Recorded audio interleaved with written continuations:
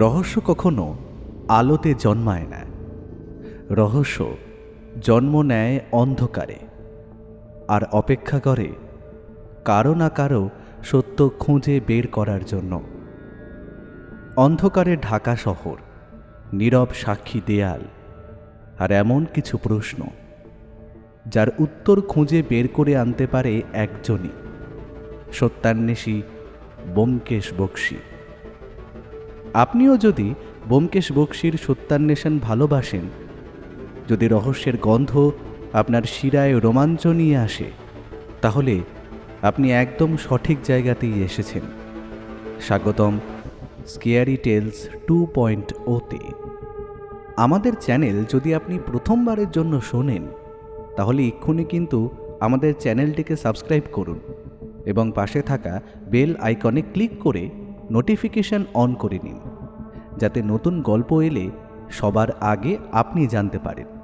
যুক্তির শীতল আলোয় আর অবিচল অনুসন্ধানে আজ আবার উন্মোচিত হবে এক চাপা দেওয়া সত্য। শুনুন মন দিয়ে, কারণ এ শুধু গল্প নয়, এ ব্যোমকেশের এক সত্যান্বেষণ।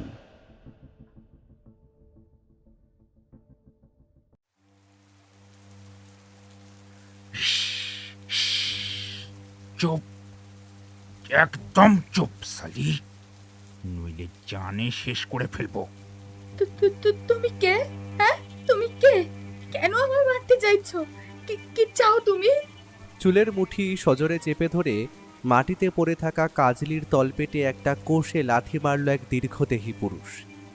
তার গোটা শরীরটা ঢাকা কালো রেইনকোটে, শরীর চুইয়ে টুপটাপ করে নেমে আসছে বৃষ্টির জল। প্যান্টের খানিকটা অংশ জুড়ে থকথকে কাদা, যেন এইমাত্র কবরের মাটি ফুঁড়ে বেরিয়ে এসেছে সে।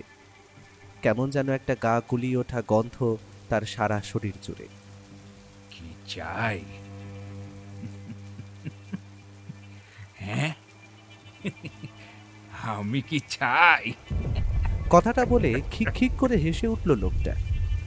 মেয়েটিকে হাত ধরে তুলে অন্ধকার ঘরে রাখা তক্তপোষের ওপরে সযত্নে বসালো সে। বাইরে তখন মুষলধারায় বৃষ্টি হয়ে চলেছে। জানালার রঙিন কাচের বাইরে থেকে ঝলসে উঠছে বেগুনি বিদ্যুতের ঝলক। তুমি ঘরের ভেতর এলে কি করে? কি চাও? টাকা, সোনার গয়না? টাকা, গহনা? বেশ মজা পেয়েছে যেন লোকটা। এমন এক ভাবান্তর দেখিয়ে জোরে জোরে দুই হাতের তালু একে অপরের ওপর আঘাত করে বদ্ধ ঘরে হাততালি দিয়ে উঠল সে। হ্যাজাক লণ্ঠনের আলোটা তখনও ধিকি ধিকি জ্বলছে। মৃদু আলোয় সেই মহিলা দেখতে পেল ওই দীর্ঘকায় পুরুষ অবয়বটি ঘরের টেবিলে রাখা গ্রামোফোনের কাছে গিয়ে দাঁড়ালো। একটি ডিস্ক তুলে নিল সে। ডিস্কের গায়ে সযত্নে চুম্বন এঁকে দিয়ে সেটি গ্রামোফোন যন্ত্রটির ভেতরে পুরে কাঁটা জায়গাটা স্থাপন করে দিতেই সেটি বেজে উঠল। বিখ্যাত সঙ্গীতশিল্পী ভেঙ্কটেশ নারায়ণের সেতারের এক সুর। এরপর জানলার কাছে রাখা ইজি চেয়ারটায় গিয়ে বসল সেই যুবক। বৈধব্যের বেশ ধারণ করে প্রশাসনের চোখকে ধুলো দিয়ে সপ্তপদী, তুমি ভেবেছ যে প্রকৃতিকেও ফাঁকি দেবে? প্রকৃতি যে অন্যায়ের প্রতিশোধ নেয় সপ্তপদী। ক্যাচক্যাচ শব্দে ক্রমাগত দুলে চলেছে চেয়ারটি। গ্রামোফোনে বাজতে থাকা সেতারের ঝংকার তখন গোটা বাড়িটাকে এক অদ্ভুত তন্দ্রাচ্ছন্ন অবস্থায় ডুবিয়ে দিয়েছে যেন। কে তুমি? তুমি কি আমায় মারতে চাও? মারতে? ছি ছি ছি ছি ছি ছি, তোমার মতো বেবিশ্বকে মেরে আমার হাত নোংরা করার কোনো মানেই হয় না। মুখ সামলে! তুমি কে, হ্যাঁ, যে আমার চরিত্রে দাগ লাগাতে চাইছো? চরিত্র? বিখ্যাত নটবর থিয়েটারের অপরূপ রূপসী অভিনেত্রী সপ্তপদীকে বেবিশ্ব বললাম বলে রাগ হলো বুঝি? হ্যাঁ হ্যাঁ, ওরে বাবা, তোমার আবার আত্মসম্মান বোধ আছে নাকি? দেখো, আমার স্বামী সম্প্রতি মারা গিয়েছেন। বাড়িতে আমি একা, সমর্থ মেয়ে মানুষকে একা দেখে তার ঘরে ঢুকে যথেচ্ছাচার করতে তোমার একবারও বিবেকে বাঁধলো না? বিবেক?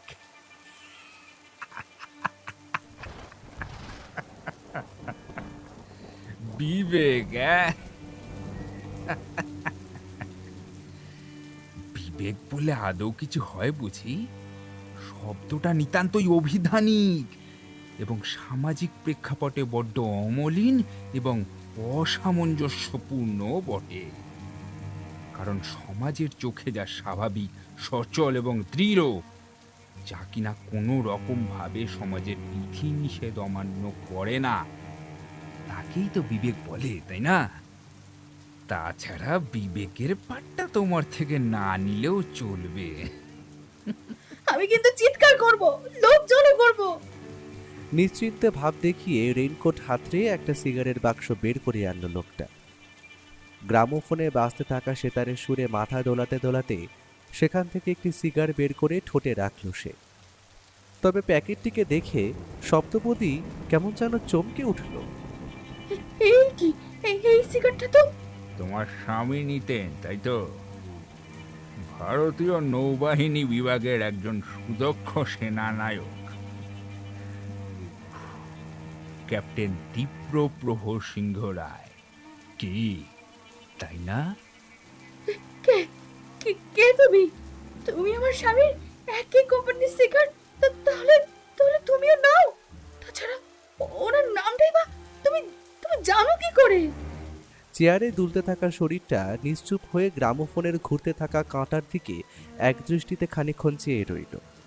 ধীরে ধীরে এক অদ্ভুত ভারী কণ্ঠে সে বলে উঠল, বড্ড প্রশ্ন করো তুমি সপ্তপদী, বড্ড কৌতূহল তোমার, তার সাথে লালসা, অর্থের, শরীরের, ক্ষমতার। আর তড়াক করে ইজি চেয়ার ছেড়ে উঠে দাঁড়ালো সেই দীর্ঘকায় যুবকটি। তক্তপোষের ওপর রক্তাক্ত শরীরে বসে থাকা যুবকটির তখনও মাথা চুইয়ে রক্ত ঝরছে। রাতের অন্ধকারে এইভাবে এক অজ্ঞাত পরিচয় ব্যক্তি যে কোনো জাদু বলে বন্ধ ঘরের মধ্যে প্রবেশ করে অতর্কিতে ঘুমন্ত সপ্তপদীকে এক ঝটকায় মাটিতে ফেলে তার মাথাটা মার্বেলের মেঝেতে ঠুকে দিল, এক মুহূর্তের জন্য বুঝতে পারছিল না সে। যুবকটিও মহিলার কানের কাছে মুখটা নামিয়ে এনে বলল, আর স্বেচ্ছাচারিতার মানে মানে এটাই মিসেস সিংহ রায়, আপনি অর্বাচীনের মতো কাজ করে ফেলেছেন যে। বড্ড লোভ, বড্ড বেশি লোভ, আর তাই তাই তোমাকে মরতে হবে। আপনি শব্দটার অকস্মাৎ ব্যবহার যে মহিলাটিকে কটাক্ষ করার জন্যই ব্যবহার করা হয়েছে সেটা বুঝে ওঠার আগেই এক অদ্ভুত কাণ্ড ঘটে গেল। সপ্তপদী সজোরের সামনে দাঁড়িয়ে থাকা লোকটার তলপেটে সজোরে একটা লাথি চালাতেই সে মুখ দিয়ে একটা ওক শব্দ করেই দূরে ছিটকে পড়ল। সপ্তপদী এই সুযোগটা পেতেই চেয়েছিল। যুবকটি নিচে পড়ে যেতেই সে ঘরের টেবিলে রাখা টেলিফোনের দিকে ছুটে গেল। দ্রুত হাতে ডায়াল করলো একটি নাম্বার। বেশ কয়েকবার রিং হতেই ফোনের ওই প্রান্ত থেকে ভেসে এলো একটি ভারী পুরুষ কণ্ঠ। বেলগাছিয়া থানা, আমি সাব ইন্সপেক্টর কমল বলছি। ইন্সপেক্টর, ইন্সপেক্টর, আমি সপ্তপদী দেবী বলছি। আপনি আমায় বাঁচান ইন্সপেক্টর। হ্যাঁ, আপনি বাঁচান। দাঁড়ান দাঁড়ান, সপ্তপদী মানে নটবর থিয়েটারের অভিনেত্রী সপ্তপদী সিংহ রায়, যিনি নেভি অফিসার দীপ্রপ্রভ সিংহ রায়ের স্ত্রী, কি তাই তো? হ্যাঁ তাই, ঠিক তাই অফিসার। আমার বাড়িতে রাতের আঁধারে এক অজ্ঞাত পরিচয় যুবক এসে ঢুকেছে। সে আমায় প্রাণে মারতে চাইছে। আপনি আমায় উদ্ধার করুন অফিসার, বাঁচান আমায়। আপনি একদম চিন্তা করবেন না মিসেস সিংহ রায়। ততক্ষণ আপনি একটু নিজেকে নিজে রক্ষা করুন। পারলে লোক জড়ো করুন কিংবা নির্দিষ্ট কোনো ঘরে ঢুকে দরজা লাগিয়ে দিন। ততক্ষণ বাইরে বেরোবেন না যতক্ষণ না আমরা গিয়ে পৌঁছাচ্ছি। ঠিক সেই মুহূর্তে মাটিতে পড়ে থাকা যুবক তড়িৎ গতিতে দুই হাতে ভর দিয়ে মাটিতে উঠে বসল। শালি, পুলিশে ফোন করে ভেবেছিস বেঁচে যাবি? কথাটা বলে একটা পা বাড়িয়ে সজোরে সপ্তপদী দেবীর পায়ে আঘাত হানল সে। রিসিভারটা হাত থেকে খসে পড়ল মাটিতে। ওই প্রান্ত থেকে তখনও পুলিশের অফিসারের ক্রমাগত হ্যালো হ্যালো শোনা যাচ্ছে। ওইদিকে সপ্তপদী মাটিতে আছড়ে পড়তেই এক হিংস্র জান্তব চিৎকার করে সেই পুরুষটি তার শরীরের ওপর আছড়ে পড়ল। তার পেটের ওপর বসে ক্রমাগত তার গালে ঠেসে ঠেসে থাপ্পড় কষাতে কষাতে বলে উঠল, মৃত্যুর ওই প্রান্তে আর কোনো যন্ত্রণা তোমায় স্পর্শ করতে পারবে না সপ্তপদী। আর হ্যাঁ, আমি আমি আমি আমি তোমায় সেখানে নিয়ে যাব, কথা দিচ্ছি। কিন্তু তবু তোমায় পরপুরুষের বুকে দেখতে পারবো না, পারবো না, পারবো না। কথাটা বলেই ঝুলতে থাকা ফোনের তার সপ্তপদীর গলায় সাপের মতো পেঁচিয়ে ধরল সে। ছাড়ো, ছেড়ে দাও আমায়। আমায় মেরে ফেলেও তুমি বাঁচবে না, পুলিশ এলো বলে। আসতে দাও, আসতে দাও, আমিও চাই তারা আসুক। ফোনের ওই প্রান্ত থেকে তখনও ক্রমাগত হ্যালো হ্যালো ভেসে আসছে। টেলিফোনের তারটাকে আরও কয়েক পাক গলায় জড়িয়ে ধরে রাতের সেই আগন্তুক হিস হিস শব্দে বলে উঠল, কাজটা না করলেই পারতে সপ্তপদী। মৃত্যুর খেলা সবে শুরু হলো। এর শেষ যেদিন হবে, ওই দিন আমি নিজে আত্মপ্রকাশ করব, তার আগে নয়। নয় শব্দটার উপর জোর দিয়ে সেই দীর্ঘকায় পুরুষটি মেয়েটির গলায় পা চেপে ধরে গর্জন করে বলে উঠল, যবে যবে এই দুনিয়ায় অধর্মের ছায়া নেমে এসেছে শয়তানের অগ্রদূত, জন্ম নিয়েছে এক মাসিহা। নানান রূপে, নানান পরিচয়ে সে ফিরে ফিরে এসেছে। আর এই মুহূর্তে এই আমি তোমায় তোমার কৃতকর্মের অপরাধে মৃত্যুদণ্ডের সাজা ঘোষণা করলাম। চোখ দুটো ঠেলে বাইরে বেরিয়ে এসেছে মেয়েটি, তবে মৃত্যু এখনো ঘটেনি। লোকটা রিসিভারটা কানে তুলে নিল। ফোনের ওই প্রান্তে থাকা পুলিশ অফিসারকে আদেশের সুরে বলে উঠল, মৃত্যুর ঘন্টা বাজিয়ে দিলাম, পারলে আটকে দেখান অফিসার। হ্যালো হ্যালো, আপনি যেই হন আইনের হাত থেকে পালাতে পারবেন না। ধরা আপনি ঠিকই পড়বেন।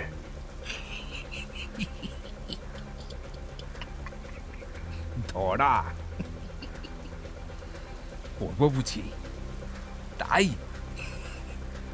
তাহলে ধরুন দেখি আমায়, দেখি আপনাদের কত দম। ফোনটা এক তীব্র হুঙ্কার ছেড়ে মাটিতে আছড়ে ফেলল লোকটা। এরপর মাটিতে শুয়ে থাকা সপ্তপদীর মাথার চুল চেপে ধরে হিড় হিড় করে টেনে নিয়ে চলল বিছানার দিকে। বিছানার ওপর তার শরীরটাকে পাজাগোলা করে ছুঁড়ে ফেলে বলে উঠল, মৃত্যুর জন্য প্রস্তুত হও সপ্তপদী। এরপর এক পৈশাচিক কাণ্ড ঘটল, যা অপরাধ জগতে এক বিরল দৃষ্টান্ত। সে সপ্তপদীর চুল টেনে ধরে তার গলায় ফাঁসের মতো করে পেঁচিয়ে নিল। এরপর তার চুলের বাকি অংশ সিলিং ফ্যানের সাথে বেঁধে দিল। ছটফট করছে তার গোটা শরীর। থিয়েটারের স্টেজে যেই চুল সকলের প্রশংসার দাবিদার, সেই চুল আজ তার মৃত্যু ফাঁস।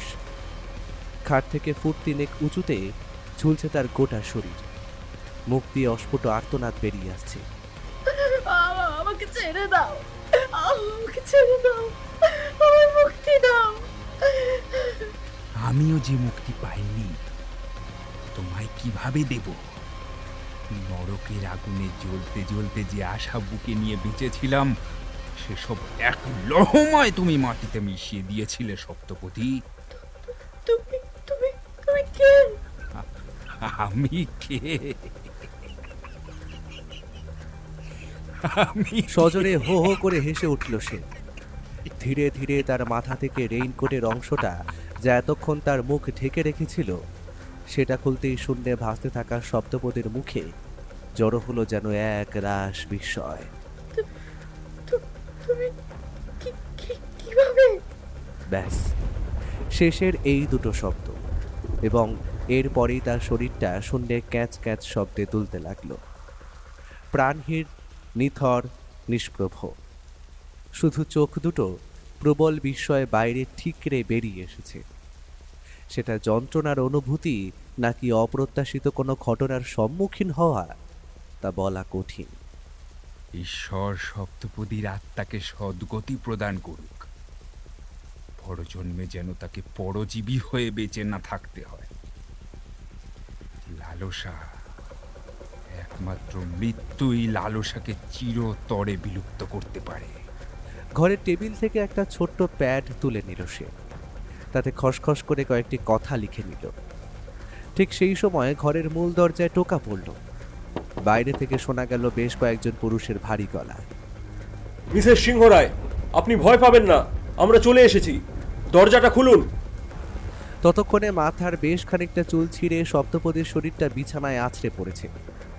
মৃত শরীরটা এক ঝলক দেখে নিয়ে হাতে লেখা সেই কাগজটাকে সযত্নে টেবিলের ওপর রাখা পেপার ওয়েট দিয়ে চাপা দিয়ে লোকটা জানালার দিকে এগিয়ে গেল। আকাশ থেকে বর্ষার ফলার মতো বৃষ্টি নিচে নেমে যাচ্ছে, সিক্ত করছে রুক্ষ জমি। মাটি তখন বেশ নরম। আর দেরি করল না সে। দরজায় তখন আঘাতের পর আঘাত হয়ে চলেছে। মুখ ঘুরিয়ে অস্ফুটে হেসে উঠল লোকটা। শেষবারের মতো শুধু একটি মাত্র শব্দ উচ্চারণ করল। মূর্খের দল। এরপর সজোরে জানলা দিয়ে সোজা নিচে লাফ মারল। এদিকে ছোট্ট একটা ধপ করে শব্দ, ওইদিকে ঘরের দরজাটা সজোরে মাটিতে লুটিয়ে পড়ার আওয়াজ, কয়েকটি জোরালো টর্চের আলো, কয়েকটি ভাষা ভাষা কণ্ঠস্বর, এবং তারপরেই রহস্যজনক মৃত্যু। গতকাল রাতে নটবর থিয়েটারের অভিনেত্রী সপ্তপদী সিংহরায়কে মৃত অবস্থায় তার নিজের বিছানায় উদ্ধার করা গিয়েছে। আত্মহত্যা নাকি খুন, সেই নিয়ে দ্বন্দ্বে রয়েছে পুলিশ প্রশাসন। মৃত্যুর আগে তিনি থানায় ফোন করে জানিয়েছিলেন যে কেউ তাকে খুন করতে চাইছে। বেলগাছিয়া থানার এক ভারপ্রাপ্ত পুলিশ অফিসারের কাছে তার বাড়ি থেকে ফোন গিয়েছিল। এমনকি কথোপকথন চলাকালীন তিনি এক অজানা পুরুষের কণ্ঠও শুনতে পান। মৃত্যুর কারণ হিসেবে কয়েকটি চাঞ্চল্যকর তথ্য উঠে এসেছে। সপ্তপদী দেবীর মৃত্যুর আঘাতজনিত কারণ কিংবা শ্বাসরোধ হয়ে ঘটেনি, হয়েছে হৃদযন্ত্র বিকল হওয়ার কারণে। ফরেনসিক বিভাগ তদন্তকালে ফ্যানের গায়ে এবং বিছানায় বেশ কয়েক গাছি চুলও উদ্ধার করেছে। মাথার চুল যেন খুলি থেকে কেউ সজোরে টেনে নিয়ে ছিঁড়ে নিয়েছে। মৃত্যুর আগে তিনি এমন কিছু দেখেছিলেন যা তার দুর্বল হৃদযন্ত্রের কাছে গ্রহণযোগ্য ছিল না। তদন্তকালে পুলিশ একটি সুইসাইড নোটও খুঁজে পান এবং তারই সাথে ধস্তাধস্তির চিহ্ন থাকলেও দ্বিতীয় কোনো ব্যক্তির খোঁজ মেলেনি। তদন্ত এখনো চলছে। এই ঘটনার পরবর্তী খবর জানতে বঙ্গবার্তার নিজস্ব প্রতিবেদনে চোখ রাখবেন।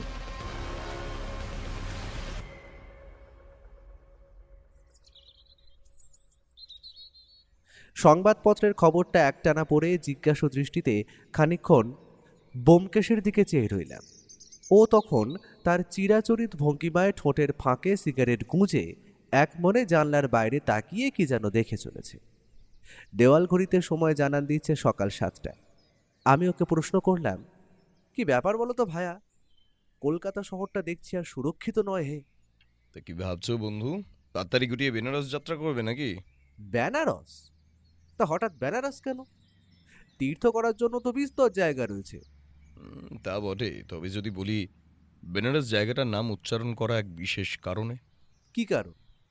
সেটা না হয় পরে বলবো, তার আগে বলো, তুমি কখনো সপ্তপদী দেবীর থিয়েটার দেখেছো? আর ওনার স্বামীর মৃত্যু হয়েছে জানো নিশ্চয়ই। হ্যাঁ, সে কয়েকবার গিরিশ মঞ্চে ওনার অভিনয়ের সাথে সাক্ষাৎ হয়েছে বই কি। অসাধারণ অভিনেত্রী, যেমন রূপসী তেমনই গুণী। হ্যাঁ, খবরে পড়েছিলাম বই কি। জার্মানদের সঙ্গে যখন ইস্ট ইন্ডিয়া কোম্পানির লালমুখ সাহেবদের যুদ্ধ লাগলো আর কি, সেই সময় তিনি ছিলেন নৌবাহিনীর ক্যাপ্টেন। সমুদ্রপথে যুদ্ধ চলাকালীন হঠাৎ জার্মানদের বিমানের একটি কামানের গোলা এসে আছড়ে পড়ে তাদের জাহাজে। এরপর আর কি, বিধ্বংসী অগ্নিকাণ্ড, শয়ে শয়ে মৃত লাশ ভেসে উঠছিল ভারত মহাসাগরের জলে। প্রত্যক্ষদর্শীদের মতে ওই সময় তিনি, অর্থাৎ সপ্তপদী দেবীর স্বামী ক্যাপ্টেন দীপ্রপ্রভ সিংহ রায়, জাহাজের ডেকে ছিলেন। তার লাশ আজও খুঁজে পাওয়া যায়নি। সেই যুদ্ধে ইংরেজদের জয় ঘটলেও অনেক অর্ধমৃত সেনাদের জার্মান যুদ্ধবন্দী করে তাদের সঙ্গে নিয়ে গিয়েছিল। এবার তাদের মধ্যেও তিনি ছিলেন নাকি গোলার আঘাতে তার সলিল সমাধি ঘটেছে সেটা বলা মুশকিল। তবে ইংরেজ সরকার কিন্তু বহু আগেই তাকে মৃত ঘোষণা করেছে। হ্যাঁ, কারণ প্রমাণ পাওয়া যায়নি। না পাওয়া গিয়েছে তার মৃতদেহ, আর না জার্মানদের হাতে যুদ্ধবন্দীদের কোনো লিস্ট।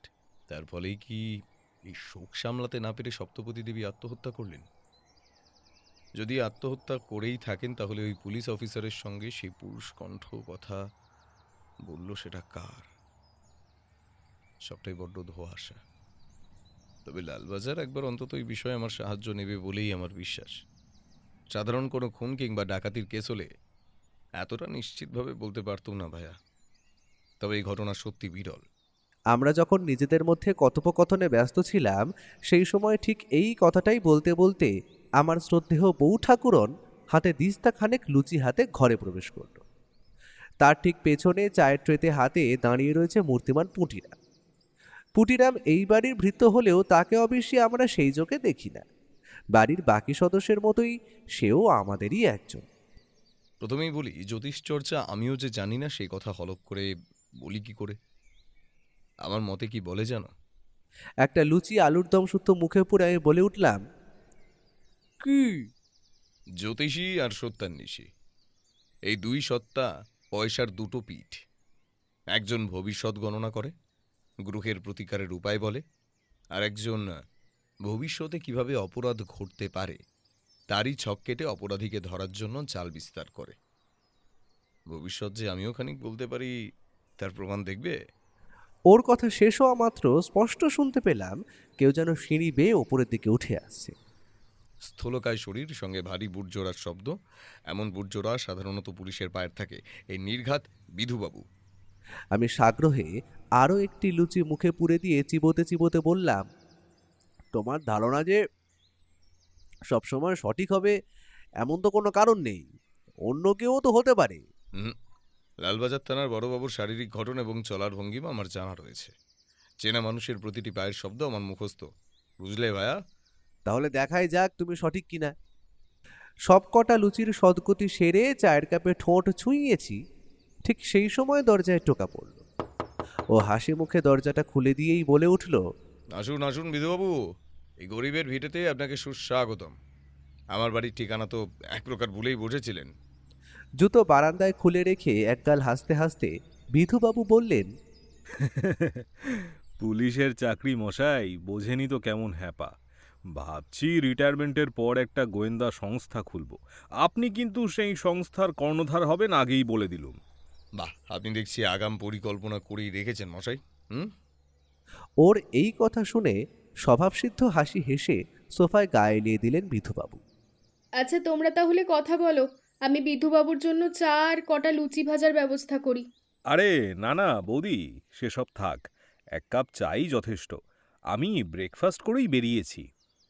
বৌঠান মাথা নেড়ে রান্নাঘরের দিকে চলে যেতে এইবার বিধুবাবু চাপা গলায় বলে উঠলেন, খবরটা পড়লেন নাকি মশাই? কোনটা বলুন তো? খবর তো অনেক বেরোয়, কোনোটা কাজের আবার কোনোটা নিতান্তই বিনোদনের। আরে মশাই, আজ বঙ্গবার্তার প্রথম পাতায় যে খবরটা বেরিয়েছে সেটার কথা বলছিলাম। ও তাই বলুন। তো আপনার বুঝি সেই হেতু আগমন? প্রশ্ন করল। হ্যাঁ, তবে আর কি, আর বলবেন না মশাই, সাংঘাতিক কাণ্ড। ভদ্রমহিলা তো ঘরে একাই থাকতেন, স্বামীটা তো যুদ্ধে গিয়ে শহীদ হয়েছিলেন বলেই জানি। হ্যাঁ, তবে লাশ মেলেনি। তাহলে সে যে মৃত এটা বলছেন কিভাবে? জার্মানদের তোপের গোলায় গোটা যুদ্ধজাহাজের মাঝখান থেকে চির ধরেছিল। বেশিরভাগ ধরা পড়েছে, আর নয় তাদের সলিল সমাধি ঘটেছে। অনেকের মতে তোপের মুখে সবার আগে উনিই পড়েছিলেন, তাই তাকে মৃত বলে ভাবতে দোষ কি? দোষ কিছুই না। আসলে কি জানেন তো, আমরা চোখের দেখাটাই সঠিক বলে মেনে নিই, তলিয়ে দেখি না, এটাই সমস্যা। যাক সেসব, আপনি বলতে থাকুন। তো হয়েছে কি মশাই, এই ভদ্রমহিলা ছিলেন ডাক সাইটে সুন্দরী। কানাঘুষো এও শুনেছি যে নটবর থিয়েটারের কর্ণধারের সাথে বেশ একটা মাখো মাখো সম্পর্ক ছিল। স্বাভাবিকভাবে স্বামী আসেন বছরে একবার, তাই স্ত্রীর পরকীয়ার দিকটাও তো খতিয়ে দেখতে হবে নাকি? তা বটে। তাহলে আপনাদের কি এটাই ধারণা যে কোনোভাবে সপ্তপতি দেবীর সঙ্গে নটবর থিয়েটারের মালিক, কি যেন নাম ওনার? রতিকান্ত সমাদ্দার। হ্যাঁ, সমাদ্দারবাবুর সঙ্গে সপ্তপতি দেবীর ঘনিষ্ঠ সম্পর্কের অবনতি হওয়ার ফলে তাকে খুন হতে হয়েছে, কি তাই তো? সেটাই তো মনে হচ্ছে মশাই। এই মুহূর্তে এটা ছাড়া তো আমাদের হাতে আর কোনো সূত্র নেই। সূত্র তো খুঁজে নিতে হয় বিধুবাবু। আপনাকে নিজে থেকে এসে তো ধরা দেবে না। সেটা অবশ্যই ঠিকই বলেছেন ব্যোমকেশবাবু, তবে আপনার জন্য একটা জিনিস এনেছি। আমার ধারণা সেটি সপ্তপতি দেবীর সুইসাইড নোট, কি তাই তো? ঠিক তাই, আপনার অনুমান অভ্রান্ত। বিধুবাবু পকেট থেকে চিঠিটা ওর দিকে বাড়িয়ে দিতেই আমিও খানিকটা ঝুঁকে পড়লাম। চিঠিটা খুলতে অবাক হলাম। সেখানে রক্ত দিয়ে লেখা রয়েছে কয়েকটি কথা। আমার মৃত্যুর সময় উপস্থিত হয়েছে, সে ফিরে এসেছে, কাউকে বাঁচতে দেবে না। তাই তাই সমাজের চোখে লাঞ্ছিত হওয়ার আগে আমি আমি নিজেই নিজেকে শাস্তি দিলাম। আমার আমার মৃত্যুর জন্য দায়ী আমারই অতীত এবং তীব্র অনুশোচনা। অদ্ভুত। শুধু কি অদ্ভুত নাকি, ভুতুড়েও বটে। ভুতুরে কেন বলছেন? ভুতুড়ে বলবো না কেন বলতে পারেন? ঘরে কোনো দ্বিতীয় ব্যক্তির অস্তিত্বটুকু পাওয়া যায়নি। ভদ্রমহিলা নিজের মাথার চুল পেঁচিয়ে আত্মহত্যা করেছেন। এদিকে তার শরীরে ধস্তাধস্তির চিহ্ন স্পষ্ট। সিলিং ফ্যানেও চুল পাওয়া গিয়েছে। এবার এটা স্পষ্ট নয় যে ফ্যানের গায়ে এতগুলো চুল কিভাবে এলো। পোস্টমর্টেম রিপোর্টে আবার মৃত্যুর কারণ শ্বাসরোধ হয়ে মৃত্যু নয়, বরং কোনো কিছু দেখে তার হৃদয়ের গতি স্তব্ধ হয়ে গিয়েছিল। ভূত না হোক, ভুতুড়ে কাণ্ড তো বটেই। আপনি স্পট ভিজিট করেছিলেন বিধুবাবু? কেসটা এসেছিল বেলগাছিয়া থানায়। ওখানকার পুলিশ স্পটে গিয়েছিল, তবে কেসটা লালবাজারে হ্যান্ডওভার করা হয়েছে। তাহলে আর বিলম্ব কেন বিধুবাবু? চলুন, আমিও একবার আপনার দৌলতে স্পষ্ট ভিজিট করে আসি। কে যাবে নাকি ভাইয়া? আমি একগাল হেসে জবাব দিলাম, হ্যাঁ, একই যাত্রায় পৃথক ফল হয় কি করে? রহস্যের জাল যেইভাবে ছড়িয়ে পড়েছে বৌদি, তাতে এই এক পেয়ালা গরম চা গলায় না পড়লে আমারও সব জট পাকিয়ে যাচ্ছিল যে। ও ফস করে একটা সিগারেট ধরিয়ে বলল, মাকড়সার জালে শত শত কীটপতঙ্গ ধরা পড়েছে। স্বয়ং রানী ধীরে ধীরে শিকারের কাছে এগিয়ে আসছে, একটু একটু করে দেহরস শুষে ছিবড়ে করে দিচ্ছে। তবে এটাই শেষ নয়, মৃত্যুর খেলা এখনো বাকি। বলেন কি? বিস্ময়ের সুরে প্রশ্ন করলেন বিধুবাবু। এই জালে অনেকে রয়েছে। 8 পা বিশিষ্ট দানবীয় সত্তা একটু একটু করে জাল ভেদ করে এগিয়ে চলেছে। পরবর্তী শিকার যে কে সেটাই খুঁজে বের করতে হবে। ওর কথার প্রত্যুত্তরে দেওয়ালের উপর বসে থাকা একটা কালো টিকটিকি টিকটিক শব্দে ডেকে উঠল। গন্ধটা বেশ সন্দেহজনক। গন্ধ? কিসের গন্ধ? আপনি এখানে গন্ধ কিভাবে পেলেন ব্যোমকেশবাবু? কি জানি, মনে হচ্ছে কোনো এক বিশেষ তেলের গন্ধ। কিন্তু তুমি খামোখা গন্ধ নিয়ে পড়লে কেন বলো তো? সেটা তো বুঝে উঠতে পারলাম না। খানিকক্ষণ আগেই আমরা বেলগাছিয়ার সেই বাড়িটায় এসে উপস্থিত হয়েছি যেখানে কাল রাতে এক মর্মান্তিক হত্যা ঘটে গিয়েছে। হত্যা হত্যা নাকি আত্মহত্যা সেটা অবশ্য আমার কাছেও স্পষ্ট নয়। তবে ঘরের ভেতর ঢোকা স্তক ও এই গন্ধ নিয়ে কেন পড়েছে সেটা বুঝতে পারলাম না। যাই হোক, বিছানার ওপর একটি মানুষের আকৃতির মতো করে চকের গুঁড়ো ছড়িয়ে দেওয়া হয়েছে। তবে এই মুহূর্তে আমি ও এবং বিধুবাবু ছাড়াও আমাদের সাথে আরও একজন রয়েছেন। লালবাজারের ফরেন্সিক টিমের একজন দক্ষ অফিসার রবার্ট ব্রাউন সাহেব।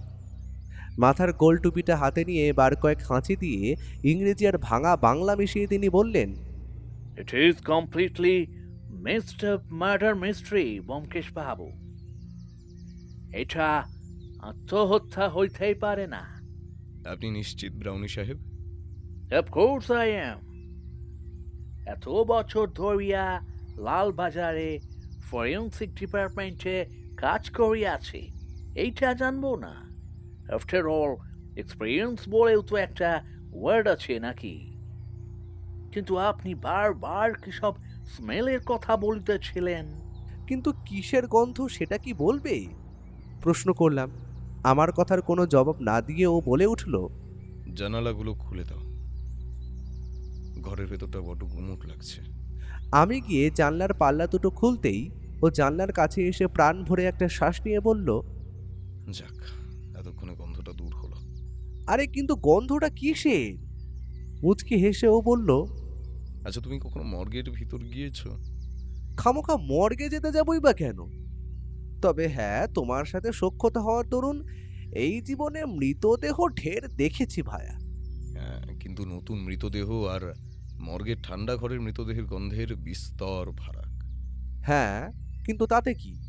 যদি বলি এই ঘরে কাল রাতে যে দ্বিতীয় ব্যক্তি উপস্থিত ছিল তার দেহেও সেই ঠান্ডা ঘরের বাসি মৃত শরীরের গন্ধ লেগেছিল, বিশ্বাস করবে? বলেন কি মশাই? পেছন থেকে বলে উঠলেন বিধুবাবু। মর্গের লাশ? What are you talking about mister? বিধুবাবুর পাশে দাঁড়িয়ে রবার সাহেব আমাদের কথোপকথন এতক্ষণ মন দিয়ে শুনছিলেন। এবার এমন ধারা একটা প্রশ্নের উত্তরে ও বলল, হ্যাঁ ব্রাউনি সাহেব, মর্গের গন্ধ, খানিকটা বাসি মরার গন্ধ, ঠান্ডা শরীরের গন্ধ। আসলে আমার এক অতি পরিচিত ব্যক্তি মর্গে চাকুরি করত, তার সঙ্গে আগে প্রায়শই দেখা করতে যেতাম। মর্গের ভেতরে ঠান্ডা ঘরের মেঝেতে তাস খেলা চলত দীর্ঘ সময় ধরে। এমন গন্ধের সঙ্গে আমার আগেও পরিচিতি ঘটেছে। এমনকি সেই পরিচিত ব্যক্তিটি কাজ ছাড়ার পরেও দীর্ঘ সময় ধরে তিনি নিজেও তার সারা শরীরে এই গন্ধ পেতেন। এ তোমার বড্ড বাড়াবাড়ি, স্নান করলেই তো গন্ধ ধুয়ে যায়। তাই তাহলে কসাইয়ের গায়ে কেন সারাদিন কাঁচা মাংসের গন্ধ লেগে থাকে? ডোমের গায়ে কেন মরা মানুষের গন্ধ লেগে থাকে? কিংবা কোনো সরকারি হাসপাতালের আয়ার গায়ে কেন কাজের শেষেও রুগীর মলমূত্রের গন্ধ লেগে থাকে?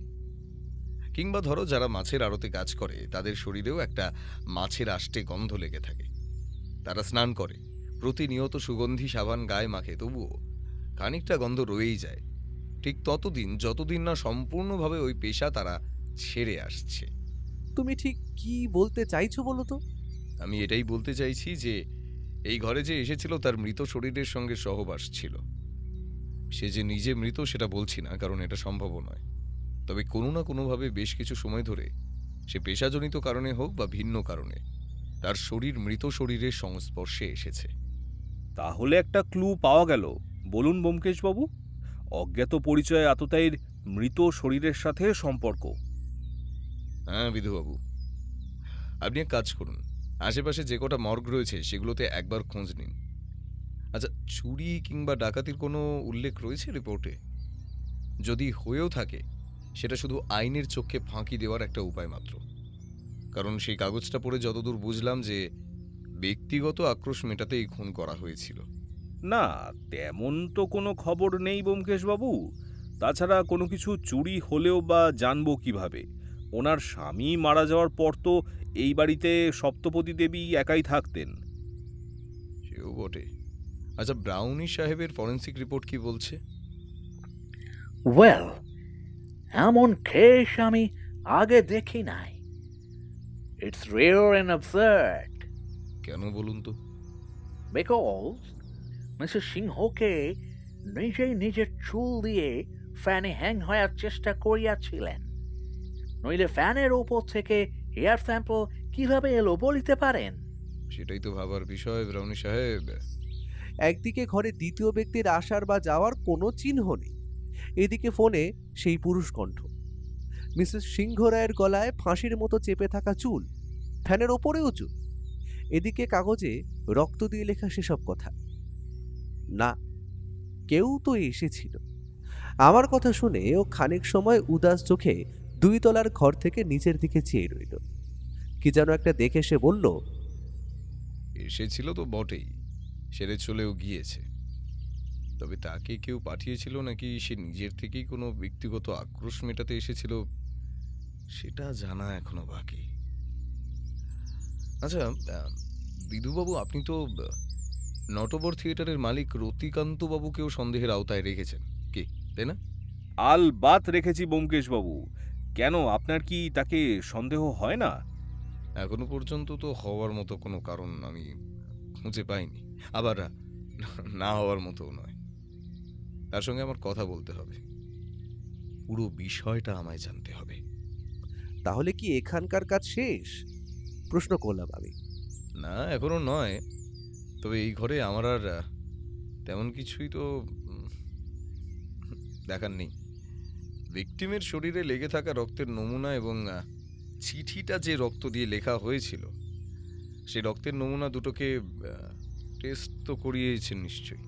আগে হ্যাঁ ব্যোমকেশবাবু, নইলে বললুম কিভাবে যে চিঠিটা ভিকটিমের শরীরের রক্ত দিয়েই লেখা হয়েছিল। খানিকক্ষণ চুপ থেকে ও আবারও বলে উঠল, আচ্ছা, শরীরে ধস্তাধস্তির চিহ্ন তো পাওয়া গেছে, সেখানে কি কোনো হাতের ছাপটা পেয়েছেন? খুনগুলো না অদ্ভুত কায়দায়। ঘরের ভেতর কিংবা ভিকটিমের শরীরে কোনো দ্বিতীয় ব্যক্তির হাত অথবা পা। এতটাই বলতে ওকে থামিয়ে দিলেন ব্রাউনি সাহেব। Wait, there is something very fishy which I want to let you know. সেটা কি ব্রাউনি সাহেব? Look, পোস্টমর্টেম রিপোর্ট এখনো হাতে পায় নাই, তবে আমাদের ফরেন্সিক টিম ডেড বডি মর্গে নিয়ে যাওয়ার পরেও আরও একবার রি-এক্সামিন করিয়াছিল, যেখানে আমরা ভিকটিমের গলায় ফুটপ্রিন্ট পাইয়াছি। গলায় ফুটপ্রিন্ট? এ তো দেখছি চমকের পর চমক।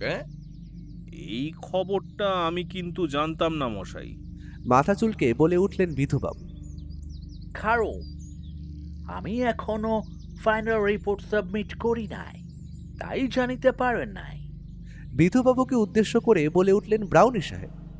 তাহলে আপনাকে আরও একটি ফুটপ্রিন্ট সংগ্রহ করতে হবে যে ব্রাউনি সাহেব।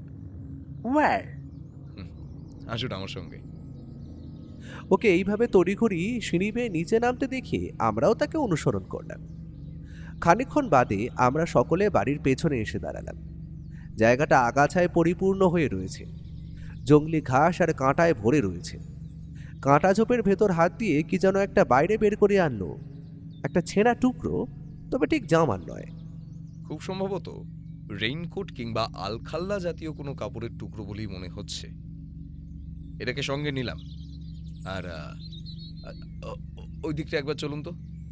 কাল রাতে বেশ বৃষ্টি হয়েছে, খানিকটা ফাঁকা জায়গায় এখনো জমে রয়েছে কাদা। সেই কাদার দিকে একবার বাড়িয়েও বলে উঠল, সঙ্গে করে ফিতে নিয়ে এলে ভালো হতো। কখন যে কোন জিনিসের দরকার পড়ে বলা মুশকিল। কেন, ফিতে কি হবে? কাদার ভেতর যে সোনা মিলে ধরে আগে জানতাম না। কাদার ভেতর সোনা? বলেন কি মশাই? বললেন বিধুবাবু। এতক্ষণে ব্যাপারটা স্পষ্টভাবে চোখে পড়ল। কাদার ওপর বেশ কয়েকটা পায়ের ছাপ। এইবার বুঝতে পারলাম ও কি মাপার কথা বলছিল। ভাইয়া, তোমার ওই পায়ের পাতার মাপ কত বলো তো? যতদূর জানি 5 ইঞ্চি। কিন্তু কেন বলো তো? আমার প্রশ্নের কোনো উত্তর না দিয়ে এইবার বিধুবাবুকে সেই একই প্রশ্ন করায় তিনি ঠোঁট উল্টে জবাব দিলেন, কি জানি মশাই। তবে রবার্ট ব্রাউনি সাহেবকে এই একই প্রশ্ন করায় তিনি বললেন, Probably 8.5. But why are you asking? এমনি ভাবছি যে দ্বিতীয় ব্যক্তিকে একটা পাম্প শু কিনে দেব। কি? পাম্প শু? কিন্তু কেন? কারণ খুনি বেচারার পাম্প শুটা পালানোর সময় কোনোভাবে একটা পায়ের খানিকটা অংশ ফেটে গিয়েছে। Oh yes, now I got you. Pump shoe. হ্যাঁ, আমিও ডেড বডির শরীরে যে ফুটপ্রিন্ট পাইয়াছিলাম সেটি ছিল 7.5 ইঞ্চ। স্বাভাবিক, আমারও তাই ধারণা। কারণ চোখের দেখায় কাদায় পড়া পাম্প শুয়ের সাইজ তেমনটাই ঠেকছে। সম্ভবত আততাই এই বাড়ির কার্নিশের পাইপ বেয়ে উপরে উঠেছিল। জুতো তো সে নিচেই রেখে গিয়েছিল এবং পালানোর সময় সেই জুতো পরেই সে পালিয়েছিল। তবে আরও একটা বিষয় হয়তো আপনাদের চোখে পড়েনি। ততক্ষণে আমি ঘাড় উঁচু করে বাড়িটার 2 তলার দিকে চাইলাম। হ্যাঁ, সত্যিই তো তাই। পাইপ বেয়ে একটা পা কার্নিশে রেখে গরাধীন জানলা গলে ভেতরে ঢোকাটা মোটেই অসম্ভব কিছু নয়। তবে ও আমাদের আবার কি দেখাতে চাইছে সেটা দেখার জন্য আবারও সেদিকে চোখ দিতে দেখি ও কাদা মাটির একটি জায়গায় আঙুল নির্দেশ করে বলে চলেছে, আফসোস, উচ্চতা পরিমাপের ফিতেটা আনতে পারলাম না। যাগে, সবাই দেখুন, কাদার উপর পায়ের চিহ্নের সঙ্গে সঙ্গে স্পষ্ট ফুটে উঠেছে একটি মানুষের গোটা শরীরের মাপ। সত্যিই তো তাই। ব্যাপারটা খানিকটা এমন, কাদার একটা দিক জুড়ে ঘষ্টানোর দাগ স্পষ্ট এবং সেখানে একটি মানুষের আকারে শরীরী চিহ্ন ফুটে উঠেছে। খানিকটা ফসিলের মতো ব্যাপার আর কি। লোকটার উচ্চতা প্রায় 6 ফিট, খানিকটা আমারই মতো। এক ঝলক দেখে ও বলে উঠল, তাহলে 7.5 ইঞ্চি পায়ের ছাপ, উচ্চতা 6 ফুট, আর এই কাপড়ের টুকরো, সঙ্গে পাইপ বেয়ে 2 তলার ঘরে ঢুকে নৃশংসভাবে খুন। সপ্তপতি দেবীর চুলের রহস্যটা অবশ্যই অধরাই থেকে গেল। গোটা বিষয়টি ডায়েরির পাতায় টুকে নিলাম। কখন কোন দরকারে আসে সেটা তো বলা যায় না।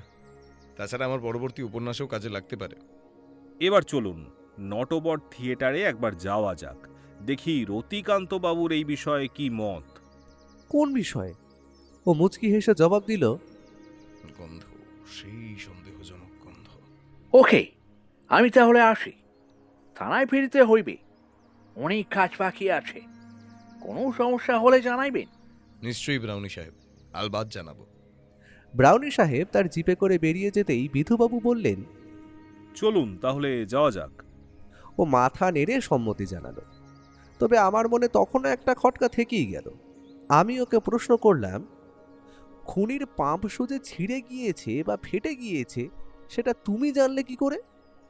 কারণ পামশুয়ের দাগ অনুসরণ করে দেখতে পেলাম তার বাম পায়ের জুতোর পাতার খানিকটা ছাপ কেমন যেন এলোমেলো, ডান পায়ের ছাপের সঙ্গে ঠিক মিলছে না। তখনই আন্দাজ করলাম গোটা বিষয়টা। তুমি সত্যি জ্যোতিষী বটে ভায়া। জ্যোতিষী নয়, বলো সত্যান্বেষী। আমাদের কথা শুনে বিধুবাবু হো হো করে হেসে উঠলেন। এই যে ন্যাপা, হ্যাঁ ওইদিকে মাইকটা ভালোভাবে লাগা।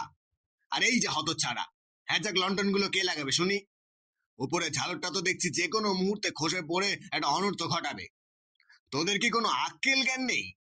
পেছন ফিরে বসে রয়েছে বছর ৪৫-এর লোকটা। রোগাটে গরম, মাথা চোরা প্রশস্ত টাক, তবে উচ্চতা ৬ ফুট মোটেই নয়, মেরে কেটে ৫ ফিট ৩ কি ৪ হবে। সে যাগ্যে থিয়েটারের গ্রিন রুমের দরজার কাছে দাঁড়াতেই এই সকল টুকরো টুকরো কথা কানে এলো, তাই আপনাদেরও জানালাম। চলুন দেখা যাক ভেতরে আর কি কি চলছে। আয়নার সামনে বসে রয়েছে একটি মেয়ে, কাঁধ অবধি ছাটা চুল, শরীরে আধুনিক প্রসাধনী, কান থেকে ঝুলছে খুব সম্ভবত ইমিটেশনের গয়না, কারণ আসল সোনার গয়না এরা মনে হয় স্টেজে ব্যবহার করে না। মতিদাকে একটু ডেকে দাও না রতিকান্তদা, একটু টাচ আপটা করিয়ে নি। খানিক বাদেই তো আবার নাটক মঞ্চস্থ হবে। মেয়েটির কথা শুনে এতক্ষণ যে লোকটা ছোট্ট কাঠের টুলটিতে বসে সবাইকে নির্দেশ দিচ্ছিল সে বলে উঠল, শ্যামলী, খালি রং চঙে বাহারি প্রসাদনী, গালে স্নো পাউডার ঘষলেই কি হবে? অভিনয়টাও তো করতে হবে নাকি? নাটকের স্ক্রিপ্টটা ভালো করে মুখস্থ করেছিস তো, নাকি এবারও ধারাবি? দেখ, এখন তো তোর উপরই গোটা দল তাকিয়ে রয়েছে। অবশ্য সপ্তপদী থাকলে এত ভাবতে হতো না। আহ রতিকান্তদা, আবার ওর নাম কেন? আমি কি কম সুন্দরী নাকি বলো? বেশ কিছুক্ষণ আমি ও আর বিধুবাবু এই দৃশ্য দেখে চললাম। ঠিক সেই মুহূর্তে ও ঝড়ের মতো ঘরে প্রবেশ করে রতিকান্ত বাবুকে উদ্দেশ্য করে বলে উঠল, সত্যি তো মশাই, সপ্তপতি দেবীর অভিনয় কলকাতার থিয়েটারে এক অনন্য নজির গড়েছিল। কিন্তু আফসোস। ব্যাস এতটা শুনেই এবার রতিকান্ত বাবু টুল ছেড়ে আমাদের দিকে ঘুরে তাকালেন।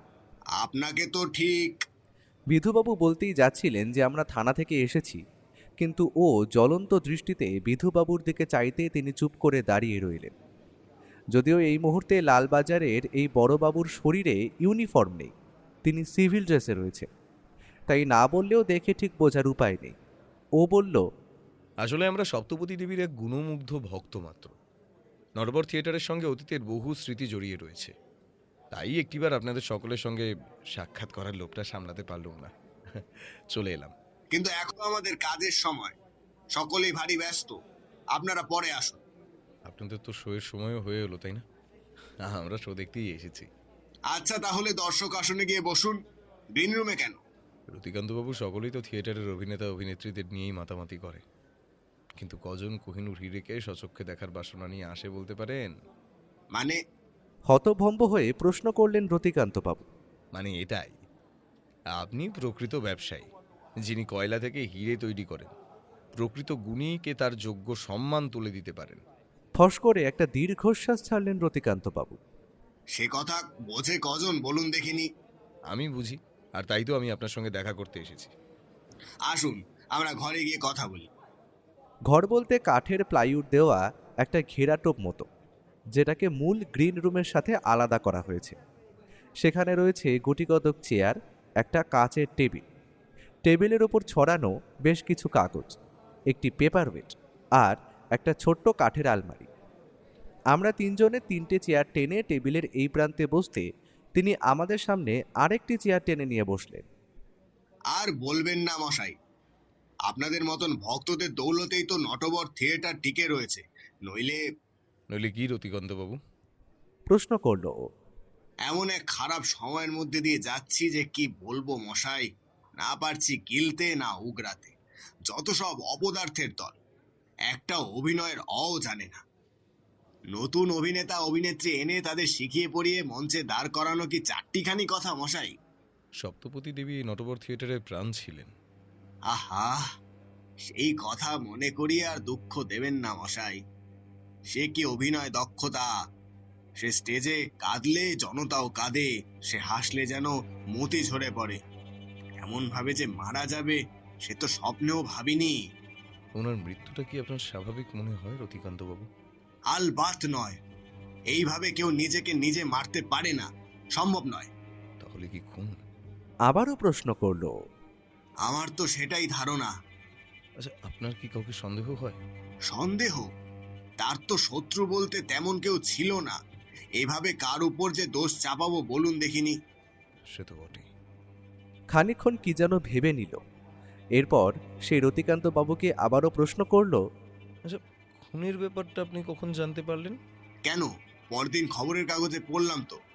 তাছাড়া ওই দিন রাতেও এমন কিছু যে ঘটতে পারে কোনাক্ষরেও টের পাইনি মশাই। তবে তবে কি রতিকান্তবাবু? হঠাৎ রতিকান্ত বাবু কেমন যেন সন্দেহের চোখে আমাদের সকলের দিকে তাকিয়ে বলে উঠলেন।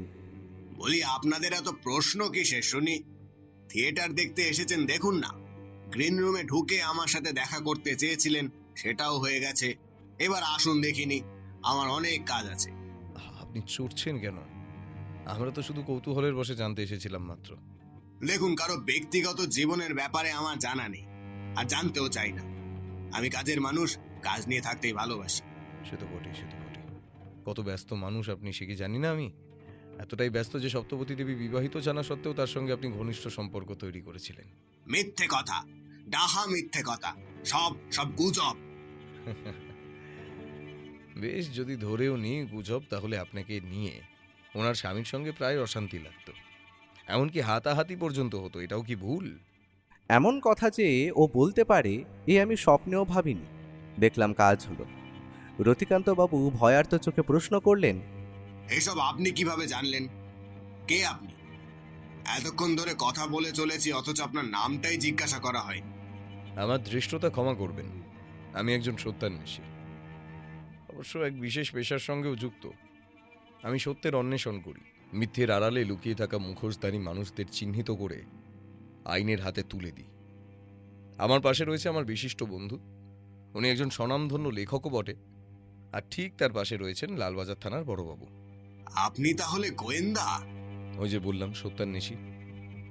তাহলে এবার সত্যিটা বলুন রতিকান্তবাবু, আমাদের কাছে কিন্তু আমি যা যা বললাম সেসবের যথেষ্ট প্রমাণ রয়েছে। রতিকান্ত বাবু আমতা আমতা করে বললেন।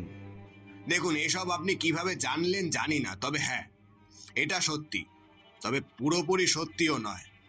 যেমন? গ্রিন রুমের ভেতর থেকে তখন ভেসে আসছে মানুষের কলরব।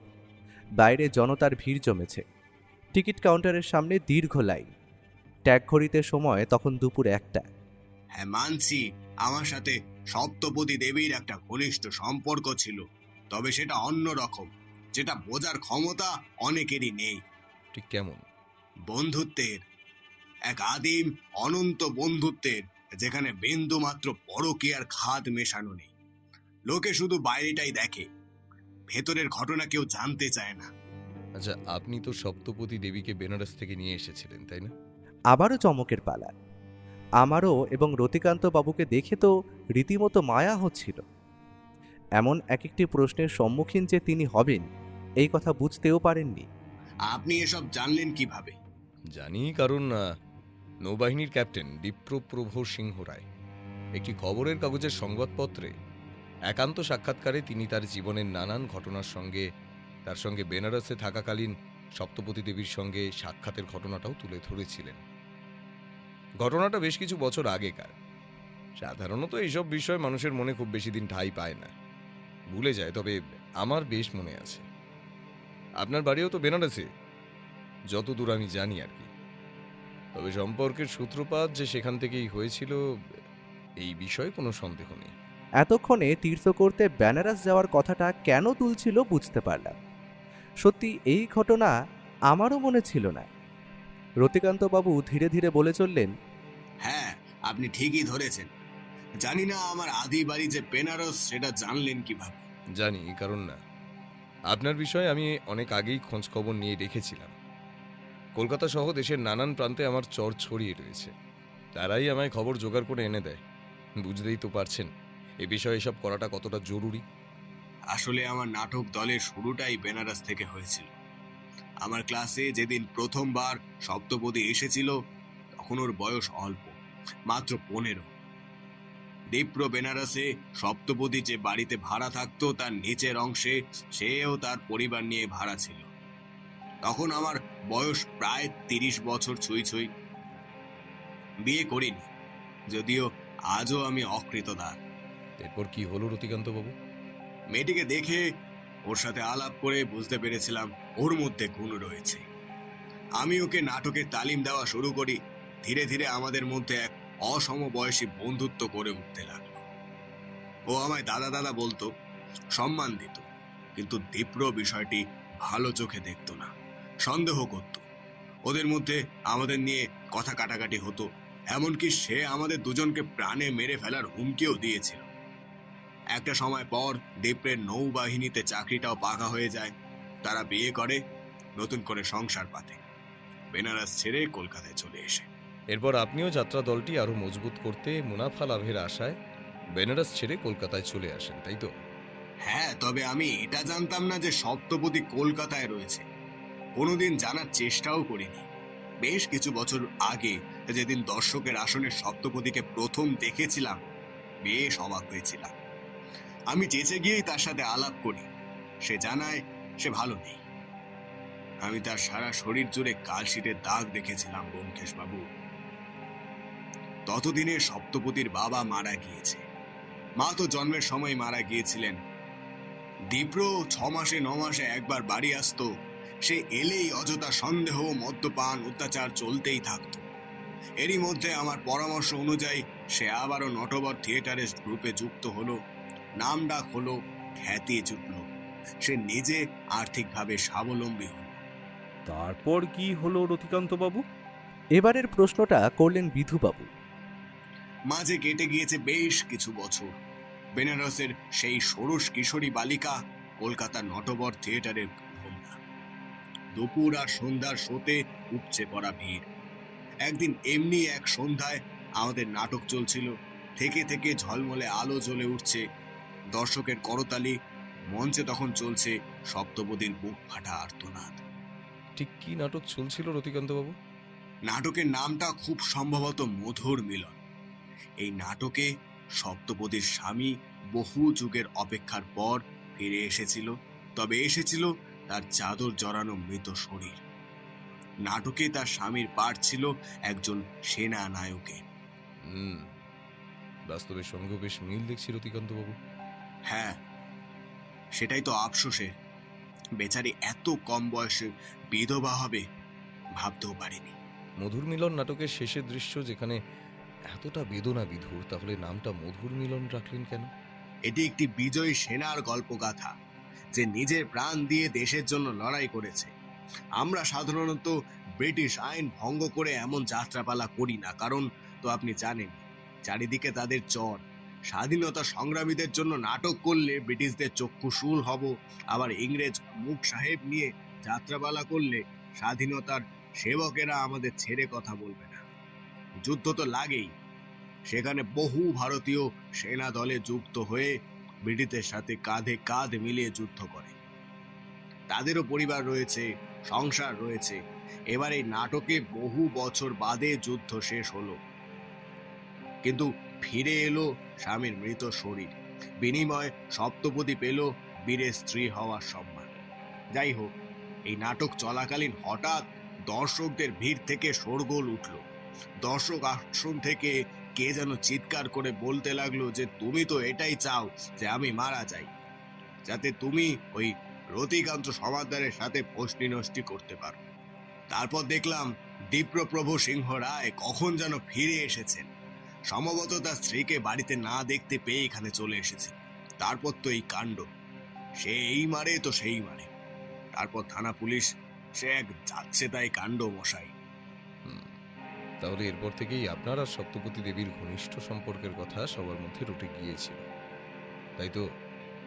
একদম তাই ব্যোমকেশ বাবু। এখানে ব্রিটিশ সাম্রাজ্যে এই ধরনের কুৎসা হওয়ার থেকেও দ্রুত ছড়িয়ে পড়ে মশাই। এই ঘটনার বেশ কিছুদিন পর সপ্তপদী আবারও ফিরে আসে, সারা শরীরে কালশিটে, চোখের তলায় কালি। শুনলাম তার স্বামী আবারও ডাক এসেছে। তখন ভারত আর জার্মানের মধ্যে যুদ্ধ লেগেছিল।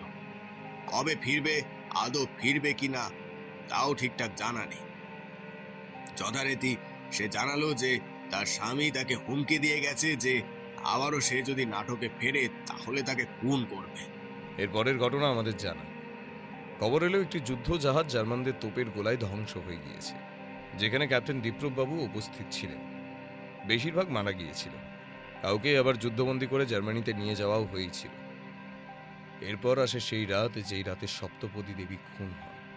একদমই তাই ব্যোমকেশ বাবু। আচ্ছা, ব্রিটিশ সরকার দীপ্রবাবুকে ডেথ ডিক্লেয়ার করলেও লাশ তো উদ্ধার হয়নি। তেমনটাই তো জানি ব্যোমকেশ বাবু। খানিকক্ষণ চুপ থেকে ও আবারও বলে উঠল, আচ্ছা, আজ আপনাদের নাটকের থিম কি রতিকান্তবাবু? আজ এক ব্যবসায়ীর স্ত্রী মহিলাকে হত্যার উদ্দেশ্যে নিয়ে আসবে এক আততায়ী, এমনটাই স্ক্রিপ্ট করা রয়েছে। গল্পটা খুবই ইন্টারেস্টিং। দলের লোকের বিশ্বাসঘাতকতা করবে, তবে ব্যবসায়ী পার্টটা আমি করছি, বুঝলেন কিনা? রতিকান্তবাবু বোধ করি আরও কিছু বলতে যাচ্ছিলেন, কিন্তু তাকে মাঝপথে থামিয়ে দিয়ে ও বলে উঠল, গল্প আমি পরে শুনবো, তার আগে আরও একটা প্রশ্ন। আপনাদের যাত্রার দলে সম্প্রতি নতুন কেউ যোগদান করেছে? মানে ধরুন এই 1 মাসের মধ্যে। তা তেমন তো অনেকেই রয়েছে। এই যেমন শ্যামলী, ওই তো আজকের নাটকের লিড রোল করছে। আচ্ছা, 6 ফিট, এই ধরুন আমার মতো লম্বা, স্বাস্থ্য ভালো, এমন কি কেউ যুক্ত হয়েছেন? আমাদের আগে যিনি আলোকসজ্জা এবং মণ্ডপ সজ্জায় ছিলেন, তিনি হঠাৎ করে কাজ ছেড়ে দেওয়ার পর বঙ্গবার্তায় বিজ্ঞাপন দিয়েছিলাম। সেই বিজ্ঞাপন দেখে আপনি যেমনটা বলছেন তেমনই একজন আমাদের সাথে এসে যোগাযোগ করে। ওর নামটা জানতে পারি? হ্যাঁ, মহন্ত কুমার সাউ। আচ্ছা, উনি কি এই মুহূর্তে উপস্থিত রয়েছেন? না, তাকে তো এখন পাবেন না মশাই। কেন?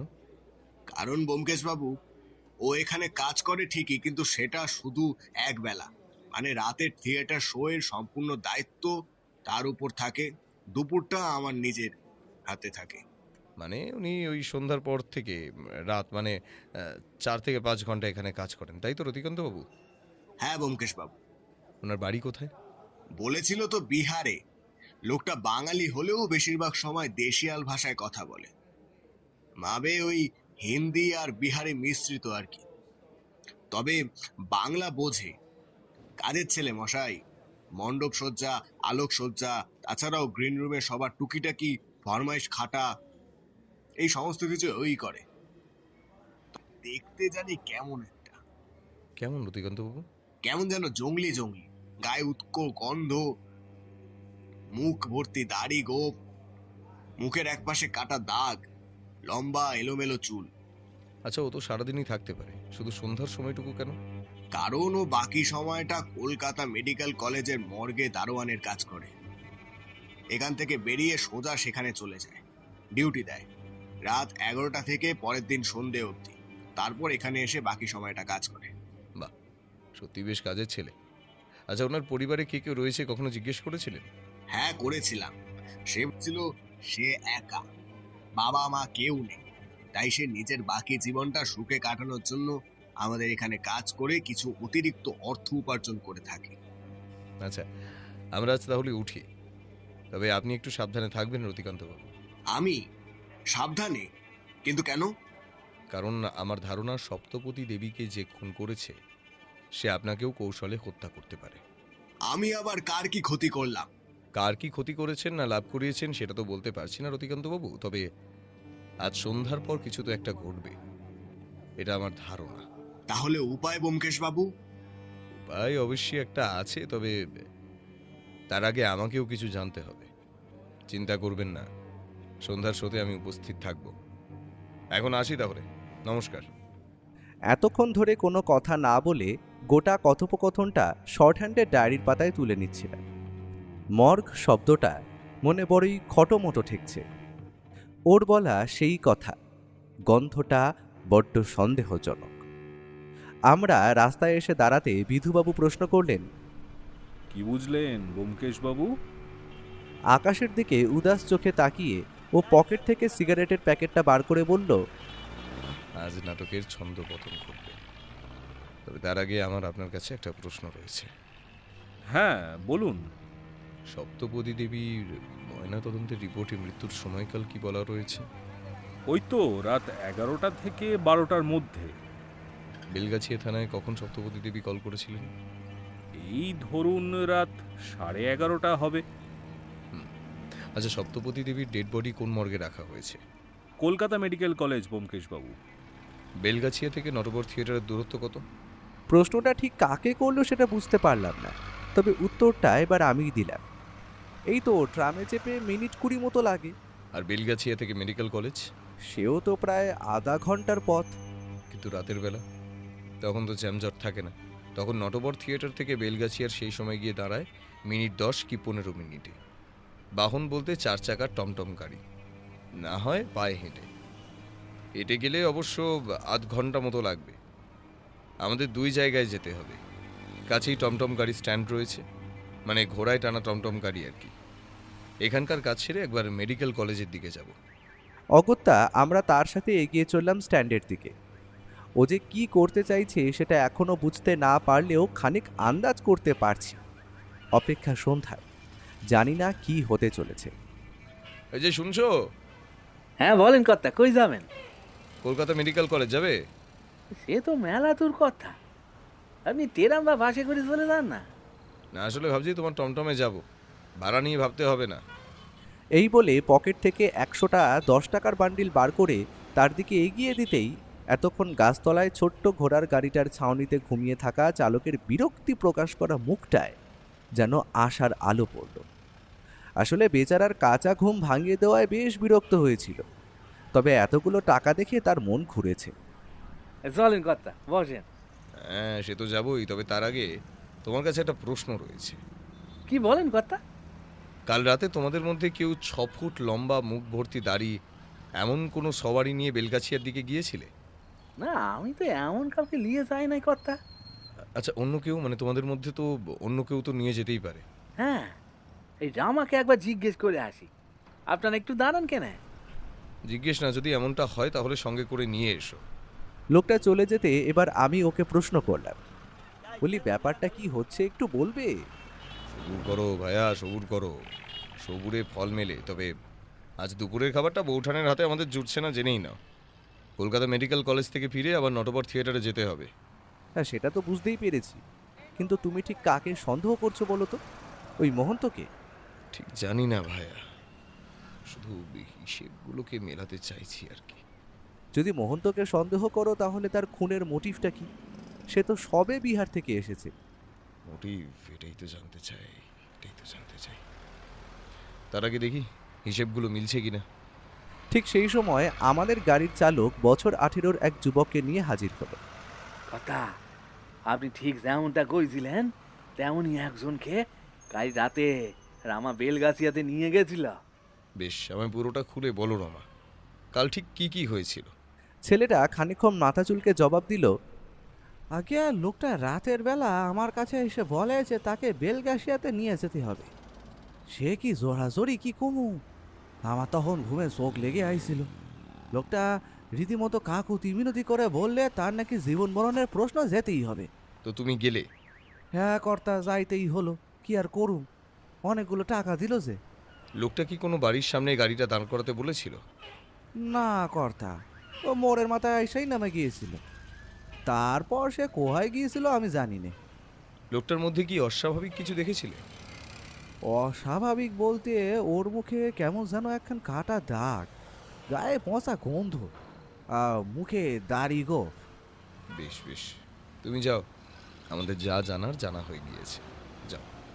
কথোপকথন শেষ করে আমরা টমটমে চড়ে কলকাতার রাজপথে ধুলো উড়িয়ে এগিয়ে চললাম মেডিকেল কলেজের উদ্দেশ্যে। আজই এই নিশীথে শয়নে স্বপনে মৃত্যুর আলোকে সতীত্ব ধুয়ে নিজেকে নিষ্কণ্ঠক প্রমাণ করতে চাইছো? হবে না, হবে না, আমি হতে দেবো না।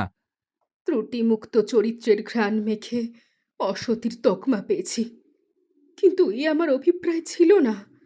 আমি যে আজও পবিত্র। মিথ্যে কথা, আমি বিশ্বাস করি না, আমি একদম বিশ্বাস করি না। তোমায় মরতে হবে, মরতে হবে তোমায়। সন্ধেটা বেশ জমে উঠেছে। অনেক বছর বাদে আজ দর্শকের সামনে বসে থিয়েটার দেখছি। বুকের ভেতরটা কেমন যেন ঢিপ ঢিপ করছে। এই বোধ করি কিছু একটা ঘটে গেল। মেডিকেল কলেজে গিয়ে ও শুধুমাত্র একটি কাজ করেছে। হ্যাঁ, একটি মাত্রই কাজ। আর সেটি হলো কাল রাতে রেজিস্টার খাতা থেকে সমস্ত স্টাফদের এন্ট্রির পাতাটা ছিঁড়ে এনেছে, সেটাও আবার কৌশলে। না, মোহন্তর ব্যাপারে একটা কথাও জিজ্ঞেস করেনি, শুধুমাত্র গেটের দারোয়ানকে আমাদের সাথে খোশ গল্পে ব্যস্ত করে সকলের অলক্ষ্যে ওই পাতাটুকু ছিঁড়ে এনেছে মাত্র। থিয়েটারে আসার পথে শুধুমাত্র একটি কথা সে বলেছিল, যা চেয়েছিলাম পেয়ে গেছি। বিধুবাবুকে নির্দেশ দিয়েছিলেন যে থিয়েটারের আশেপাশে এবং দর্শকদের ভিড়ে সাদা পোশাকের পুলিশ মোতায়েন করতে। বলাই বাহুল্য, এই মুহূর্তে আমাদের আশেপাশে তারা মজুদ রয়েছে। শেষ দৃশ্যের পালা। পর্দার আড়ালে বেজে চলেছে সারেঙ্গি এবং সানাই। গোটা মঞ্চ জুড়ে চলছে ডায়নামোর উজ্জ্বল আলো। চোখ ধাঁধানো আলোই বটে। রং বেরঙের টুনি লাইট জ্বলছে নিভছে। মঞ্চে এতক্ষণ ধরে এক অভিনেতা এবং অভিনেত্রীর মধ্যে সংলাপের দৃশ্য চলছিল। চকিতে অভিনেতা তার প্যান্টের পকেট থেকে বের করে আনলো একটা পিস্তল, অবশ্যই খেলনা পিস্তল, এবং গুলিও নকল। পর্দার ওই প্রান্তে থাকা লোকগুলোকে দেখা যাচ্ছে না, তবে সারি সারি ছায়া, শরীরের আড়ালে আরও একটা দীর্ঘ ছায়া দেখা যাচ্ছে। সে কে, তার ভূমিকা কি, সেটা বুঝে ওঠার আগেই ও আমাদের উদ্দেশ্য করে বলল, সময় এসেছে, আর এক মুহূর্ত দেরি নয়। কিসের যে সময় আর কেনই বা দেরি নয়, সেটা বুঝে ওঠার আগেই মঞ্চে হাজির হলেন রতিকান্তবাবু। ঠিক সেই মুহূর্তে ও ছুটতে ছুটতে মঞ্চে এসে দাঁড়ালো। ঠিক তক্ষুনি ফায়ারিংয়ের শব্দ হলো, পরপর দুটো। একটা ওই মঞ্চে থাকা যুবকটির হাতের নকল পিস্তল থেকে, এবং আরেকটি মঞ্চের ওই প্রান্তে পর্দার আড়ালে থাকা দীর্ঘ ছায়া অবয়বটিকে লক্ষ্য করে গুলি চালালো স্বয়ং ব্যোমকেশ। ছোট্ট একটা শব্দ, এবং মুহূর্তের মধ্যে সাদা পুলিশ পর্দার আড়ালে থাকা একজনকে বাইরে টেনে নিয়ে এলো। তার হাত থেকে রক্ত ঝরছে। ব্যাটা বন্দুক তাক করেই ছিল। আপনি সময় মতো না এলে যে কি ঘটতো। হ্যাঁ, আমি জানি। বন্দুকের খাড়া নল পর্দার গায়ে উঁচু হতেই সন্দেহ করেছিলাম। আসলে এদিক থেকে ছুটে আসতো নকলগুলি, কিন্তু রতিকান্তবাবুর মৃত্যুর কারণ হতো ওই আসল গুলি। ফেসে যেত এই নিরপরাধ অভিনেতা যুবকটি। মাটিতে কাঁপতে কাঁপতে বসে পড়লেন রতিকান্তবাবু। আমাদের সকলের সামনে দাঁড়িয়ে রয়েছে সেই মহন্ত কুমার সাউ। ক্ষতি আপনি করেননি, উনি নিজেই একজন উন্মাদ, সন্দেহবাতিক মানসিক রোগী। আর হ্যাঁ, মহন্ত নয়, দীপ্রপ্রভ সিংহ রায়। গোটা ঘরটিতে এই নামটা শুনে যেন বজ্রপাত হলো। উৎসাহিত জনতা ফিসফিসিয়ে নিজেদের মধ্যে কথা বলতে লাগলো। তো মোহন কুমার সাউ ওরফে দীপ্রপ্রভ সিংহ রায়, বাকিটা আমি বলবো না আপনি বলবেন? আসলে একটা ছোট্ট ভুল আপনি করেছিলেন। ওই এন্ট্রির খাতায় সঠিক সময় লিখে 12:45 আপনি মর্গের ভেতর গিয়েছিলেন। মাঝে 1.5 ঘন্টা আপনি কি করছিলেন সেটা তো আমি জানি। তারস্বরে চিৎকার করে উঠল সেই লোকটা। হ্যাঁ হ্যাঁ, আমি নেভি অফিসার দীপ্রপ্রভ সিংহ। আমি মরিনি, মরণ আমায় ছুঁয়ে বেরিয়ে গিয়েছিল। ওই দিন গোলার আঘাতে আমি জলে পড়ে যাই। জানি না কিভাবে ভারত মহাসাগরের বুকে অজ্ঞান অবস্থায় ভাসতে ভাসতে কখন যেন তীরে উঠি। শরীরে বল ছিল না, নিঃশ্বাসে কষ্ট, পেটে খাবার নেই। এরপর নিজের নাম বদলে বিহারের এক কাপড়ের জুট মিলে কাজ শুরু করি। বেশ কিছুদিন বাদে আমি আবারও কলকাতায় ফিরে আসি। এরপরের ঘটনা আমাদের জানা মিস্টার সিংহ রায়।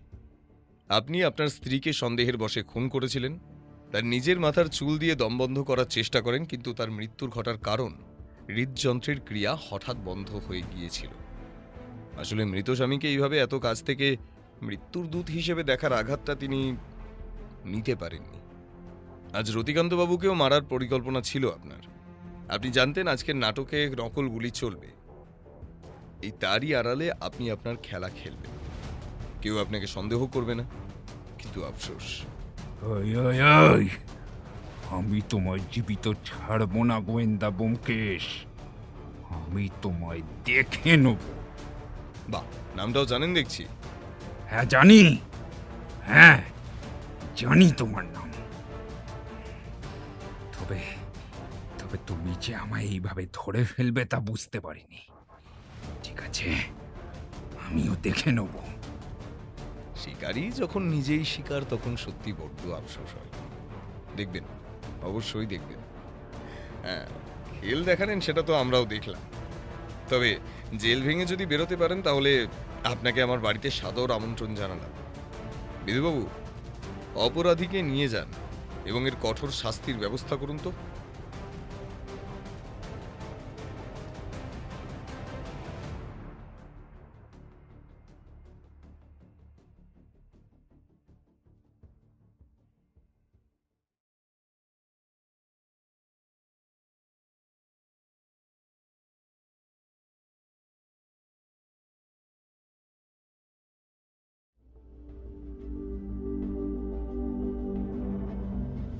সব রহস্যের সমাধান হয় না, কিছু রহস্য বেঁচে থাকে পরবর্তী গল্পের জন্য। আজকের মতো ব্যোমকেশ বিদায় নিল, কিন্তু শহরের অন্ধকার জানে এই শেষ নয়। কারণ যেখানে রহস্য আছে সেখানে ফিরে আসবেই সত্যান্বেষী ব্যোমকেশ বক্সী। ভিডিওটি যদি আপনার ভালো লেগে থাকে তাহলে লাইক করুন, আর তার সঙ্গে হাইপ দিতে ভুলবেন না। এখনো পর্যন্ত যদি আমাদের চ্যানেলটিকে সাবস্ক্রাইব না করে থাকেন তাহলে এই রকমই আরও রহস্য রোমাঞ্চ গল্প শুনতে এক্ষুনি আমাদের চ্যানেলটি সাবস্ক্রাইব করুন, আর পাশে থাকা বেল আইকনে ক্লিক করে নোটিফিকেশন অন করে নিতে কিন্তু ভুলবেন না। খুব তাড়াতাড়ি আমরা আবার ফিরছি নতুন গল্প নিয়ে। ততক্ষণ পর্যন্ত সত্যান্বেষী ব্যোমকেশ বক্সীর আরও এই রকম রোমহর্ষক রহস্য গল্প শুনতে এই মুহূর্তে আপনাদের মোবাইল স্ক্রিনে আসা ডান দিকে এবং বাম দিকের দুটোর মধ্যে আপনার ইচ্ছে মতন যে কোনো একটায় ক্লিক করুন।